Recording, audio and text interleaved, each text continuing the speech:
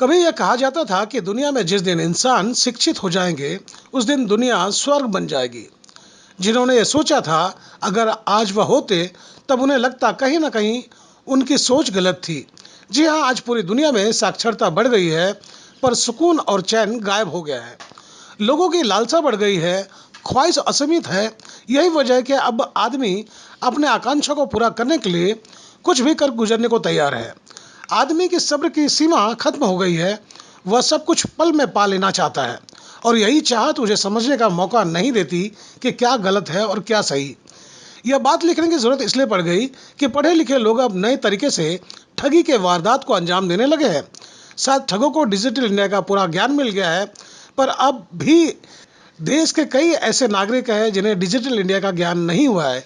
यही वजह है कि ठगों के बिछाए हुए जाल में फंसकर अपने उम्र भर की गाढ़ी कमाई से हाथ धो बैठते हैं।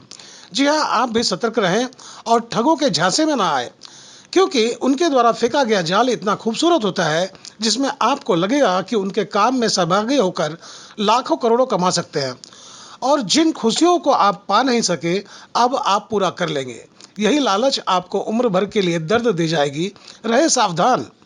मामला नवी मुंबई एनआरआई पुलिस थाने से जुड़ा है, जहां सीवुड स्टेट एनआरआई कॉम्प्लेक्स में रहने वाले 60 वर्षीय व्यक्ति, जिसका नाम है दीपक कृष्ण साय वर्मा, को एक मेल मिला जिसमें एक जापानी कंपनी के साथ काम करने का सुनहरा अवसर बताकर ठग ने वर्मा का ब्रेन वॉश कर दिया। मेल से मिली जानकारी के बाद वर्मा की एक कमसिन युवती से बात शुरू हुई, और फिर उन्हें बताया गया कि साकुरा सेइकी कंपनी लिमिटेड के को बड़ी मात्रा में जापोमिटे रॉ मटेरियल की ज़रूरत है, जो सिक्किम में पाई जाती है। अगर वह सप्लाई करते हैं तो कंपनी भी मुनाफा कमाएगी, और वह भी कमा सकते हैं। उन्होंने सिक्किम के कंपनी का नाम और संपर्क नंबर दिया गया, जिसके बाद वर्मा सिक्किम के कंपनी के लोगों से बात किए, और फिर ठगों के गिरोह ने वर्मा को पूरा झांसे में ले लिया। लाखों कमाने की चाहत में वर्मा की जमा पूंजी पर ठगों ने हाथ फेर दिया। वर्मा को सिक्किम से एक 200 ग्राम का बीज का पैकेट पार्सल आया है। यूं मानकर चलिए उन बीज की कीमत 4,20,000 रुपए थे, जिसके बाद मामला की शिकायत नवी मुंबई एनआरआई पुलिस थाने में दर्ज करवाए।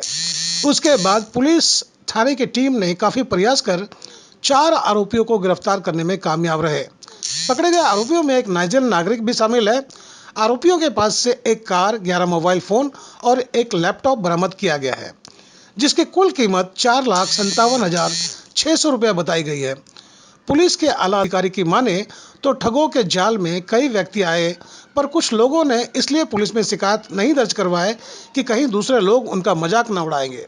हकीकत यह है कि इन 4 ठगों ने दर्जनों लोगों को ठगी का शिकार बनाया है और लाखों के वारे नारे किए हैं।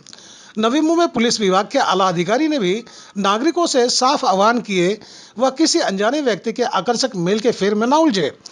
आपको ठगी का शिकार बनाया जा सकता है। आप देख सकते हैं, यही पढ़े लिखे ठग हैं जिनके विषय में नवी मुंबई पुलिस विभाग के आला अधिकारी ने जानकारी दी है। 4 से 5 लोगों की एक टोली है, जिसमें एक लेडीज़ अभी अरेस्ट करना बाकी है।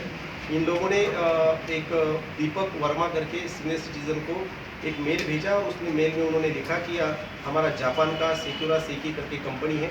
ये कंपनी को कुछ रॉ मटेरियल सिक्किम से हमें बहुत ज़रूरी पड़ता है, कॉस्टली है, जिसका नाम है जोकोमाइट करके, वो मिनरल है। ये मिनरल अगर आप परचेस करके हमें अगर भेजते हैं तो हम आपको बड़ा कमीशन देंगे। और इसकी वजह से ये आदमी ने उनको ज़्यादा पहचान बढ़ाई।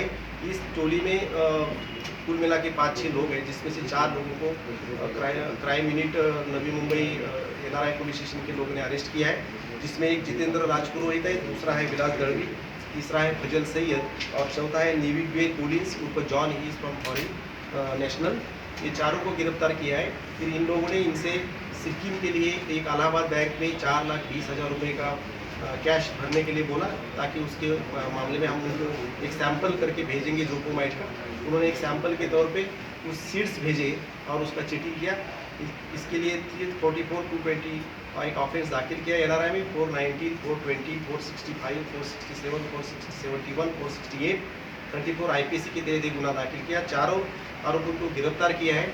इन लोगों ने देश में कई जगह ऐसे मेल्स भेज के लोगों को गुमराह करके उनके पैसे हड़प लिए, जिसमें से हमें पता चला है कि पुणे जिले में भोर राजगढ़ पुलिस स्टेशन में इनके खिलाफ एक गुना दाखिल है। लखनऊ में एक कंप्लेंट को उन्होंने चीट किया है। इसके अलावा पांडिचेरी में भी लोगों को चीट किया, जिसमें से अभी तक 20 से 25 लाख रुपए को ठगी इन लोगों ने की। ये इन्वेस्टिगेशन में बाहर आया है। हम इन्वेस्टिगेशन कर रहे हैं कि इसके बावजूद भी कुछ कंप्लेनेंट्स होंगे कि जिन्होंने अपने कंप्लेंट्स दाखिल नहीं किए होंगे।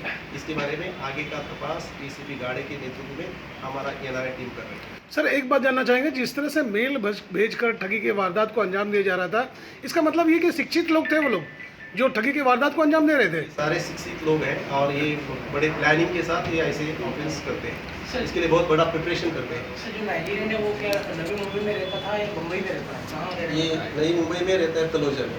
सर इस नाइजीरियन के संपर्क में ये Nigerian, you don't say Nigerian, he is a foreign national.